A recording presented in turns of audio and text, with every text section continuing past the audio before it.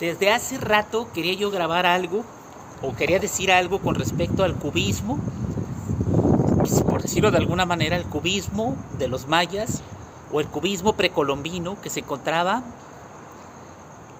muy concretamente en Xochicalco, y que Paul Weinstein, un alemán que murió más o menos en los 60 del siglo pasado, un alemán glorioso, historiador del arte,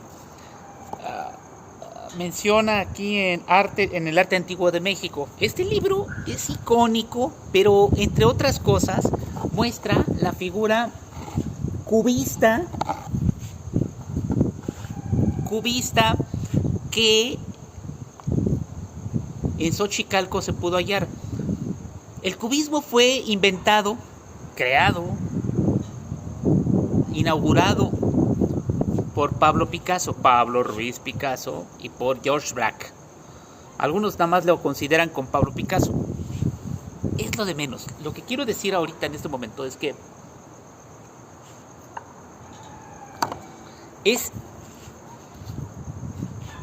Weinstein comienza esta cita, esta demostración del arte precolombino, con una cita de Worringer donde dice que el estilo gótico no tenía nada de artístico, porque se enfocaba en la cuestión metafísico-religiosa.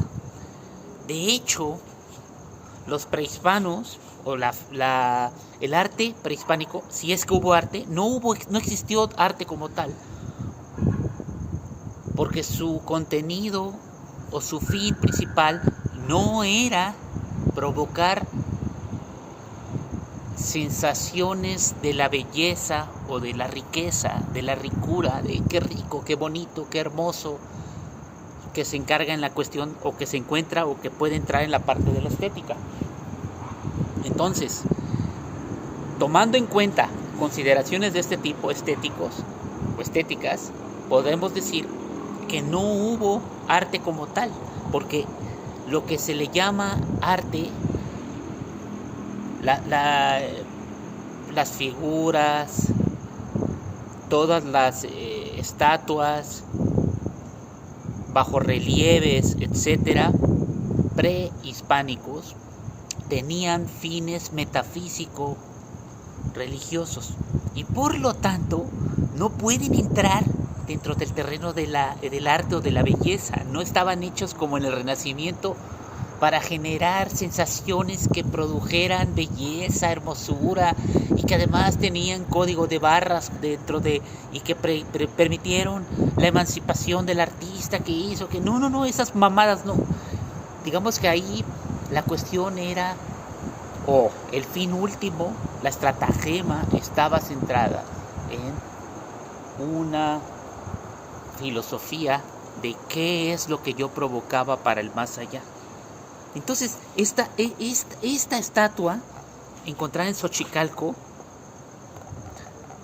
es icónica. Paul Weinstein no escatima en dedicarle un capítulo, y voy a leer una parte que claro que sí. Dice: el gótico no tiene nada que ver con la belleza, dice Worringer, la esencia del estilo gótico. Efectivamente, el fin de la creación artística no es, en el gótico, la belleza. Todas sus energías creadoras las moviliza para dar expresión a su vivencia metafísico-religiosa. Lo que sentimos como belleza lo ponemos en él nosotros. Me parece que todo esto se puede aplicar estrictamente y sin reservas al arte antiguo mexicano. Está hablando del arte antiguo mexicano. No olvidemos que estamos hablando de Paul Weinstein, uno de los historiadores de arte que en la década de los 30, 40 y 50 del siglo pasado le dedicó más importancia y trascendencia a nuestro arte. Entonces, dice,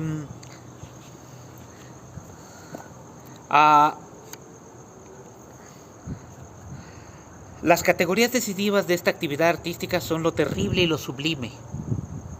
Por influencia de conceptos europeos se ha intentado establecer como otra categoría más de este arte lo de lo bello, alegando que a ello tienden las obras de las últimas épocas, siglos XI y XII, y del barroco maya. Pero lo que en estas creaciones se manifiesta como evolución no es una orientación hacia nuevas finalidades artísticas, sino la incipiente decadencia, el desfallecer de las potencias creadoras, con toda probabilidad consecuencia de una mengua del sentir religioso y un cambio en la estructura social, es decir, una decadencia social, una decadencia de la civilización maya, una decadencia de la civilización dentro de Xochicalco, que hace que haya una decadencia en las creaciones o en las prestaciones ideológicas que se tenían y metafísicas hacia los dioses, y esto hace que mengue el arte, pero no por otra situación. Entonces dice, de la sujeción integral a lo religioso y del carácter peculiar de la religiosidad debe partir un estudio estético del arte precolombino. Y es indispensable tener presente que tal sujeción no se consideraba como una restricción, sino como el verdadero cumplimiento de las metas artísticas. O sea, la meta artística era consolar, agradar a los dioses.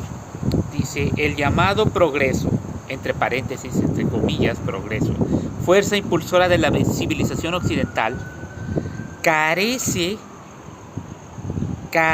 de significación en el mundo prehispánico, como carece de ella en el Asia creadora de los grandes sistemas religiosos y del gran arte religioso. La misión del hombre precolombino no es cambiar el mundo, crear un nuevo mundo o un nuevo orden del mundo, sino conservar el orden viejo y eterno. Por eso Alfonso Caso, hablando de los aztecas, y lo dice estrictamente en La religión de los aztecas, ese libro, en otro momento voy a platicarles de él, es una belleza, sobre todo el capítulo 2 y 3, La religión de los aztecas de Alfonso Caso, atribuye a esta tenacidad conservadora la culpa de la limitación fatal de su cultura. Estaban limitados por la limitación sociológica o la decadencia sociológica o civilizatoria de un mundo donde, civilizatoriamente hablando, o por civilización, empezaba a decaer la creencia religiosa y por lo tanto el arte. La arquitectura aprovechó durante siglos los mismos elementos expresivos, fenómeno único en la historia del arte, con toda seguridad y por falta de un anhelo de cambio, de progreso técnico y también artístico.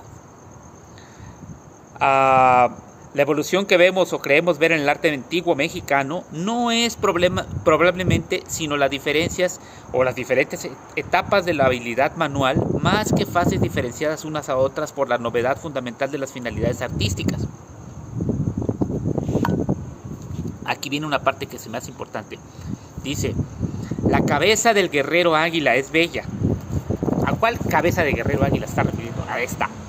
Ya la conocemos, digo, no creo que no hayan ido al Museo de Arte, al Museo de Antropología, ahí estuvo en algún momento y dice, la cabeza del guerrero águila es bella, aún de acuerdo con la norma que suele aplicar el hombre de la civilización occidental, pero hay que tener presente que esta plástica ya no está inspirada por la potencia visionaria que presta la nota sacra al círculo de los jaguares y águilas en la cueva de Malinalco. Lo visionario empieza a naufragar en lo visible. La obra ya está más cerca de lo mundano porque en cierto sentido ya es más académica. La complacencia desinteresada que constituye, según Immanuel Kant, la vivencia del arte es una definición derivada del determinado ámbito de la creación artística, del arte clásico y clasicista. Aquí es acertada y más aún con respecto a el arte por el arte, consecuencia de este arte clásico. Por este producto de la mentalidad burguesa, la fórmula del arte por el arte, que no es sino un refugiarse en lo meramente óptico y en los recursos formales, una huida ante el valor e importancia de los contenidos que ya no significan nada. Carece de sentido frente a las vastas y esenciales esferas de la creación artística. Dice, los desastres de la guerra, ¿recuerdan esa obra de Goya, de Francisco de Goya? Los desastres de la guerra. Ay, no puedo, ¿dónde está mi celular? ¡Estoy grabando con él!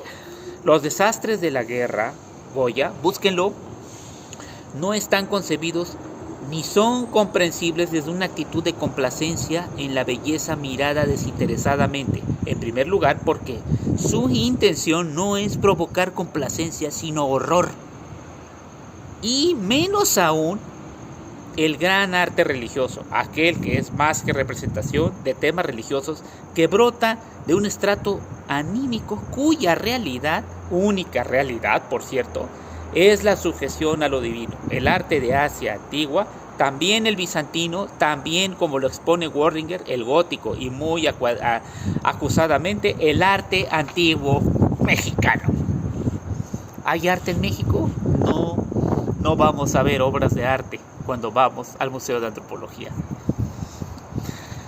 Paul Weinstein, historiador de arte.